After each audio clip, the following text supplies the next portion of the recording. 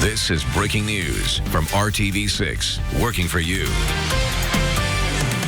Breaking news to begin this midday. Reports of gunfire at a high school in Southern California. At least 3 people have been injured at Saugus High School in the city of Santa Clarita, about 30 miles northwest of Los Angeles. I want to take you out to a live look right now from the ground outside of the high school. You can see students and staff there embracing as officers continue to respond to that shooting. The Los Angeles County Sheriff's Department said on Twitter that a male suspect in black clothing was seen at that location. It was not immediately clear if the victim suffered gunshot wounds or other injuries. Saugus High School and other schools in this area are currently on lockdown. We're working to learn more information about this situation right now. Of course, we'll bring you any updates just as soon as they come into the RTV6 newsroom. Back here at home, though, we do want to get a check of our forecast this midday. Here's a live look downtown, view to the north here in Indianapolis, and you can see clear skies out there, Todd. And after the frigid temperatures we had earlier this week, I think the temperatures right now, they're actually kind of a welcome change. They are. You know, they're warmer than they've been all week, with the exception of Sunday, way back at the start of the week, which was a beautiful day. But since that cold front and the snow on Monday, it's been a fight to get these temperatures above freezing. Well, most of us are at or above freezing here currently across the area. 36 in Indianapolis, 35 in Greenfield right now, 37 in Bloomington, 37 as well in Columbus. And we've kind of been in and out of the sunshine here throughout the course of the morning hours and now into the early afternoon. But if you joined us this morning on Good Morning Indiana, there was still snow on the infield at IMS. You can see that has basically melted away, so that's always a good thing. And currently we have a good amount of sunshine with this band of clear skies working its way through. So here was the sunshine, then we went cloudy. Here comes some more sunshine coming through. And honestly, it's just going to be that kind of afternoon as we expand out. You can see more clouds off to the west. So we'll call it partly cloudy here throughout the afternoon hours. And as far as temperatures go, we'll only go up another couple degrees here for your afternoon highs, getting into the upper 30s. And then as soon as the sun sets this evening, any cloud cover will clear away. And once that happens, temperatures get very chilly very quickly. We're down to 26 already by 10 a.m., waking to temperatures tomorrow, Lauren, in the teens. Despite that, there is a warming trend heading our way. More on that coming up in just a few minutes. All right, Todd, thank you so much. Well, this midday, a man is fighting for his life after he was shot several times in a parking lot of an apartment complex on the west side of Indianapolis. Metro Police were called to the Island Club apartments this morning. That's between I-74 and US 136. When officers arrived there, they found a man lying in the parking lot with gunshot wounds. That man was rushed to the hospital in grave condition. The victim's identity has not been released at this time, and police are still looking for witnesses who may have seen what happened here.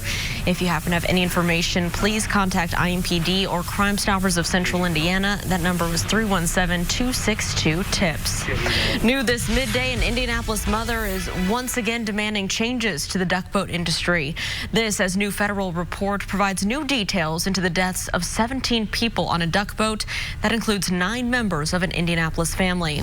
Call 6 Chief Investigator Rafael Sanchez joins us right now from the live desk with more on this report. Rafael, you have it there. What's inside? So this report, Lauren, adds salt to the deep wounds of people who've lost so much. People like Tia Coleman and her nephew, who lost 9 members of their family back in July of 2018. This latest report releases that the duck boat industry was aware of safety issues almost 20 years ago. Here's the bottom line. The National Transportation Safety Board is calling for a change in the design of duck boats.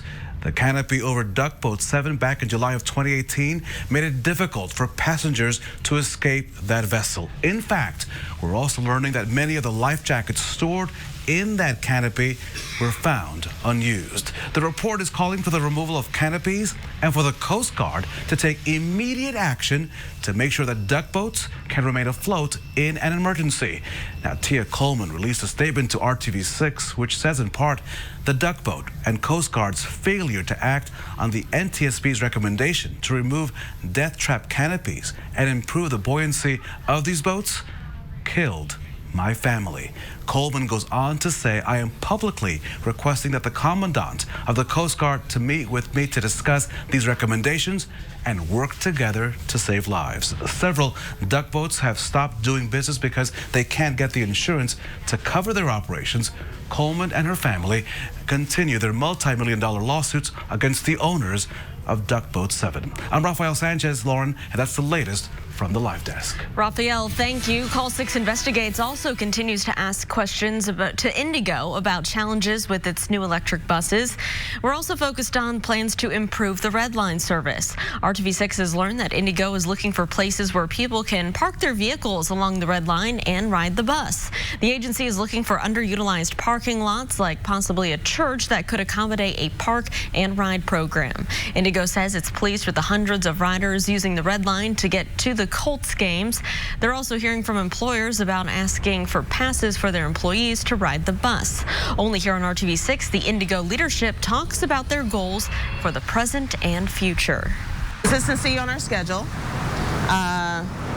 getting our technology fixed so we can move that part of it so customers can have real-time information, be able to purchase their fares, etc., because that will speed up, and hiring enough of our personnel to ensure that we can meet the service demand. So from the Red Line perspective, the technology piece is critical. Yeah. We had to fix it. We had to make sure that the app works, real-time information is working. From the Indigo system overhaul, recruiting. Raphael's exclusive interview with the head of Indigo and the chair of the board continues on the RTV6 app and the IndyChannel.com. This is an RTV6 digital extra. Republicans and Democrats are pushing dueling messages as the impeachment investigation goes public. Democrats making their case before the American people and looking to keep up momentum after their first major witness reveals new information that could play a vital role in the probe. As ABC's Mona Kosar-Abdi tells us, the president is dismissing this event as hearsay.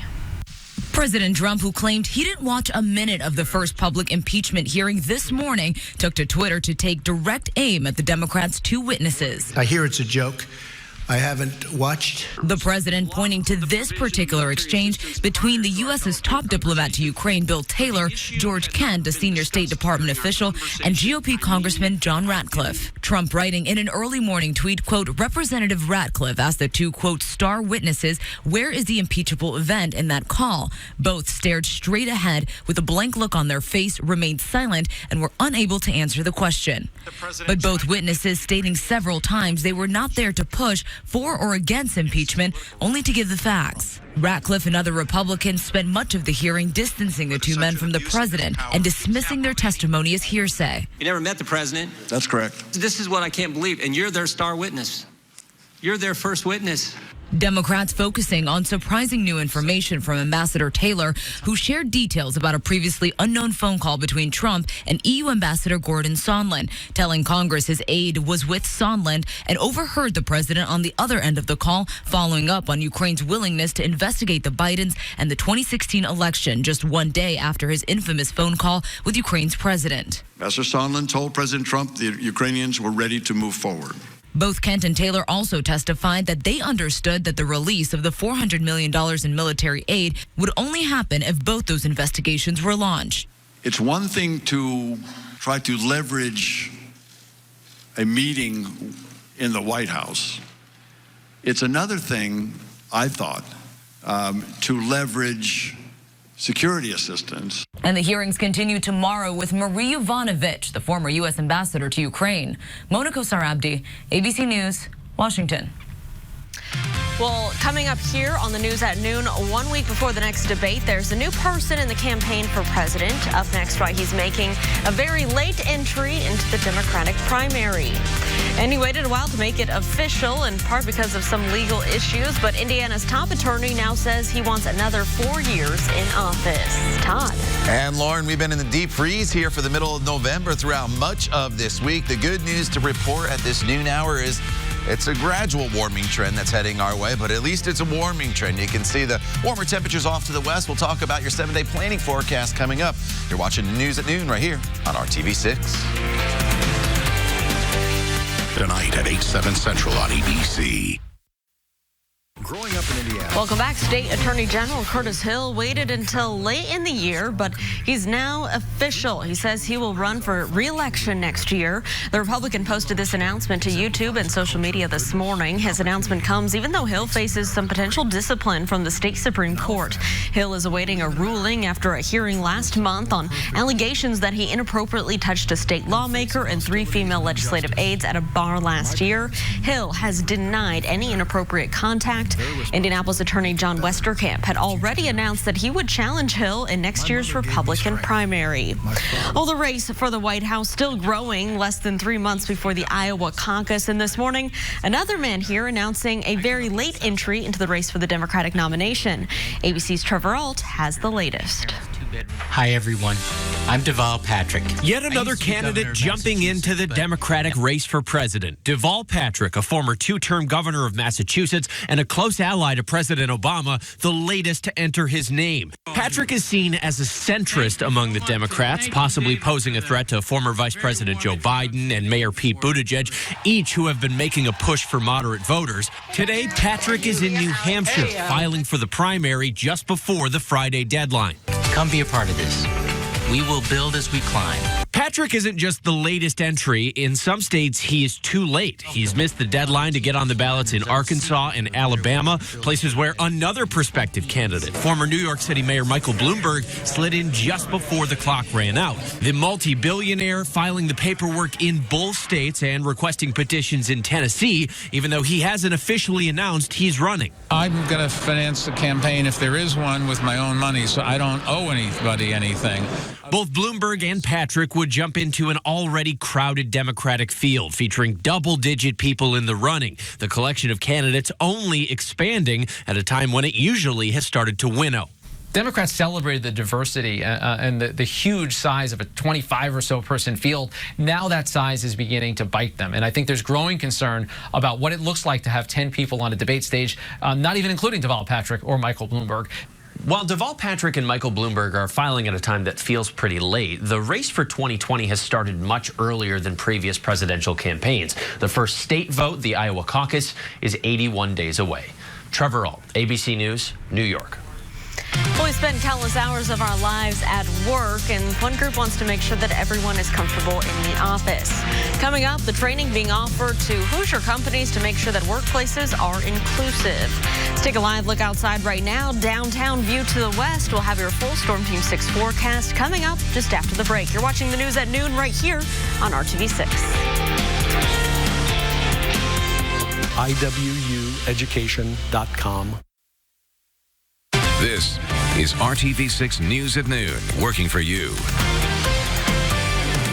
Good afternoon. I'm Ted Rollins. A man accused of quadruple murder in Tallahassee, Florida, says he didn't do it. But prosecutors do believe that Henry Segura killed his ex-girlfriend, 27-year-old Brandy Peters, her twin 6-year-old daughters, and his own 3-year-old son because he owed $20,000 in back child support. The most compelling evidence against Segura is the fact that he lied to police about his whereabouts the night of the murders, claiming that he wasn't at the victim's home, but indeed he was. Well, yesterday he took the witness stand, telling jurors, yes, he did lie because he didn't want his wife to find out that he was cheating with his ex-girlfriend, Brandy.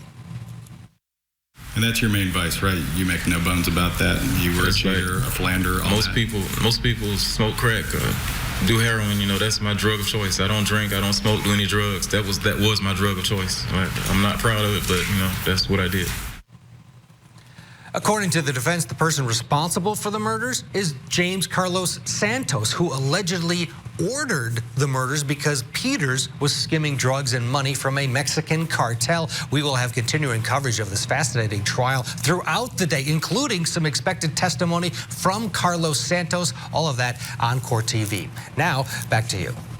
You can learn more about all the other court cases happening around the nation right now. Just visit courttv.com. Well, part of our Hiring Hoosiers initiative right here at RTV6 is helping people to overcome workplace barriers. That includes issues that are exclusive to the LGBTQ plus community. The Indy Pride organization started its workplace workshops about a year ago. The goal is to get large companies together to talk about how they can make their offices LGBTQ inclusive. The workshop has now grown to almost 300 businesses, and organizers say they are getting results. Every time that I talk with someone from the community that's part of these organizations, they are really proud that their company is participating. They're really proud that their company is present at Pride, and they're really proud that the place that they spend a lot of their time is affirming of who they are. Anberg says the group talks about things like what's appropriate to ask someone in an interview and how to use appropriate language in emails to make everyone feel included. If you think that your company would like to be a part of these workshops, you can find out more about them by visiting our website, hiringhoosiers.com. Time now for another look at today's forecast. Here's a live look from our Weather Now camera down in Bloomington at IU. And Todd, it looks pretty nice from this view. Yeah, you know, it's not bad if it was kind of mid-December here across the area with temperatures in the 30s. But at least the sun is shining, and that always helps everything out there, even though we are still sitting with temperatures in the 30s. This morning, if you were out and about, as soon as you took that step outside, you weren't hit with those single-digit temperatures like we saw the last 2 mornings. Instead, low temperatures this morning got down into the 20s to 30 degrees in Muncie. And for a while, we were holding pretty steady there, right around 30 degrees for everybody. And then all of a sudden, this little batch of clear skies came through, and that's when the temperatures fell down into the low 20s here in many locations. Here's the view from IMS back off to the east. You know, some clouds off in the distance, but sunshine right now across the metro area, and all the snow is melted there on the infield in IMS and across most of central Indiana for that matter, since temperatures are now above freezing and we have the sunshine. 36 in the city. Winds are out of the west currently at 8 miles per hour, and everybody has their temperatures at or above freezing now. In fact, Bedford up to 42 degrees, 35 in Greencastle, still right at the freezing mark though in northern locations with a little more snow on the ground. 32 in Peru, and it's 37 as you make your way over into the Columbus area. So highs today, low 40s to the south, mid 30s to the north. We'll split the difference here in the metro area with high temperatures getting into the upper 30s for us. And I mentioned the clear skies this morning, and this has been the case not only this morning, throughout much of the afternoon. There's been these waves of clouds coming through. So you have the sunshine, then it goes overcast, then you get into another band of clear skies, and that's just going to be the trend going forward throughout the remainder of the day. So there'll be partly cloudy skies, we'll call it, throughout the afternoon hours, and then as soon as the sun sets though, these clouds should fade away, and that's going to allow the temperatures though to fall off pretty quickly this evening, back down into the low to mid 20s across the area. And then by tomorrow morning, it is going to be a chilly morning once again. Colder than it was this morning, but not as bad as those 2 record low temperatures we had on Tuesday and Wednesday. 18 in Lafayette, 19 in Indianapolis, about 21 the overnight low in Columbus. And then for tomorrow, it's really a day very similar to today, where we'll have partly cloudy skies. Temperatures eventually climb up into the mid to upper 30s across the area. It's once we get beyond tomorrow and into the weekend that we notice the temperatures to start to moderate. 40 on Saturday, 45 on Sunday with partly cloudy skies. If you're heading to Lucas Oil Stadium, as Jacksonville is in town to take on the Colts, starts off a little chilly for tailgating in the parking lots before the game, and then temperatures moderate into the 40s, but no rain issues with skies that'll be partly cloudy across the area. So you can make those outdoor plans this weekend. You're just going to have the jacket on. It's next week that we finally get high temperatures back up into the 40s and 50s across the area, getting us back to seasonable levels by the middle of next week. You do notice straight across the board there, Lauren, no precipitation. The only real chance, and I didn't throw it in as of yet, will be Sunday night into Monday, but it's probably the overnight hours anyway. So a dry forecast, just not the warmest forecast here for the middle of November. All right, Todd, thanks so much. Stick around. We'll have more coming up just after this break. Or to schedule an in-person meeting.